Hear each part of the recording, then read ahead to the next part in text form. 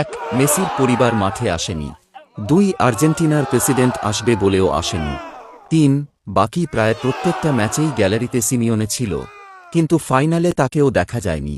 4, Lautaro মার্তিনেজকে 1 মিনিটের জন্যেও স্ক্রিনে দেখা যায়নি, খেলা তো দূরে থাক।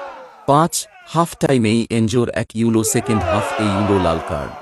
7, ক্রিশ্চিয়ান রোমেরোর ইনজুরি। 8, স্কালোনির উল্টাপাল্টা বদলি। 9, পুরো 90 মিনিটে কোনো শট অন গোল নাই। এমনকি 120 মিনিটেও গোলে শট ছিল মাত্র 2টা। 10, যেখানে স্পেনের পাস ছিল প্রায় 800, সেখানে মেসিরা করেছে 300রও কম। জাস্ট ভাবা যায় না।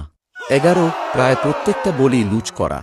বাকি কিছু উইন করতে পারলেও সেকেন্ড চান্সে যেন স্পেনের কাছেই তারা পাস দিচ্ছিল।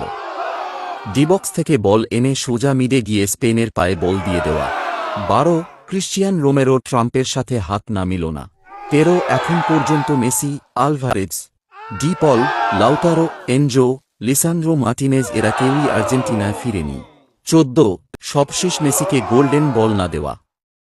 যেখানে রদ্রি কোনোভাবেই এটার দাবিদার না, সেখানে গোল্ডেন বল তাকেই দেওয়া হলো কোন পরিসংখ্যানে?